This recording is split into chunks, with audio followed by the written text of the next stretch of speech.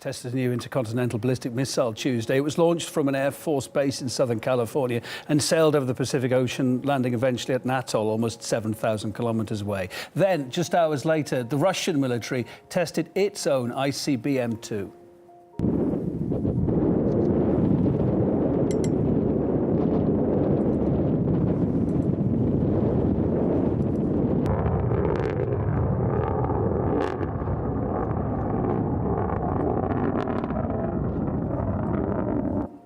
Although the launches have been described as routine, they come, of course, as fears grow over the potential for a nuclear arms race following the suspension of that key missile agreement on Saturday.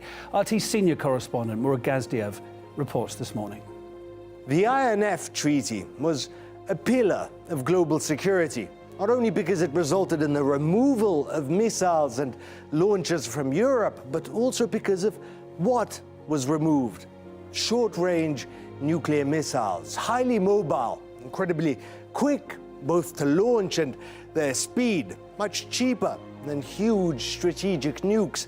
Everyone was always on the edge. With short-range nuclear missiles around, they could strike in an instant, barely any warning. For more than 30 years, they were gone. But now, those missiles are coming back.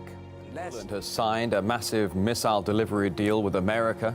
The signing marked the start of U.S. Vice President Mike Pence's visit to Warsaw. Here's what the Polish president had to say.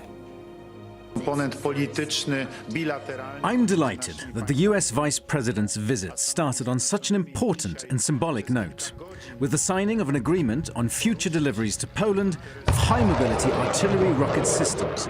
These will be key to upgrading Poland's defenses.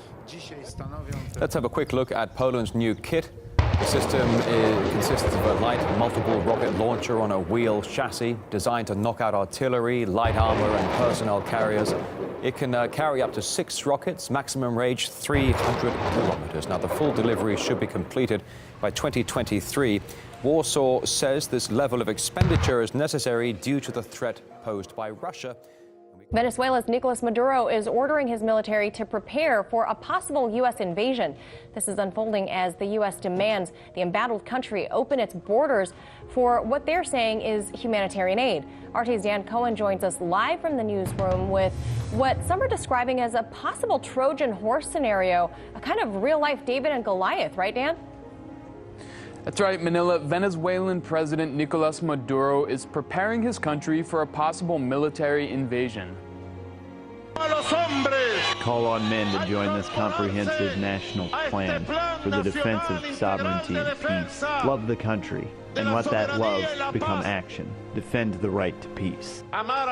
Trump administration officials maintain their stance that all options are on the table, including military force.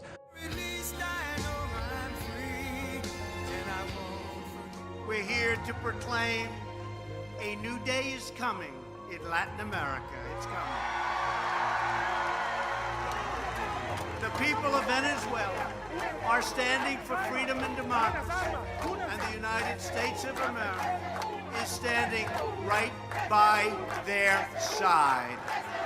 Incredibly, there are members of the Venezuelan military still barely supporting this failed dictatorship. They are risking their future. They are risking their lives and Venezuela's future for a man controlled by the Cuban military and protected by a private army of Cuban soldiers. Maduro is not a Venezuelan patriot.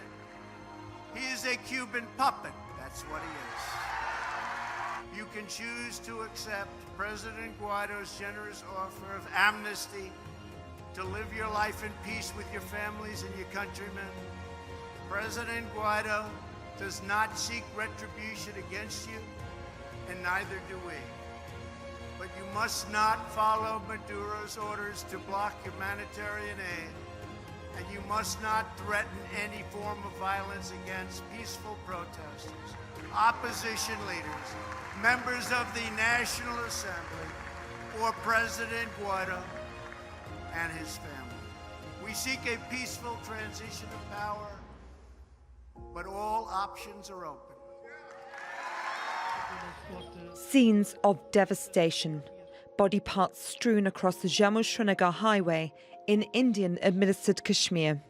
Dozens were killed when a car packed with explosives rammed into a truck that was part of a security convoy.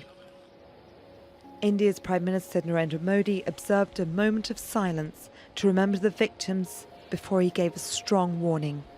I want to tell the terrorist groups and their patrons that they have committed a huge mistake, and they will have to pay a big price for this.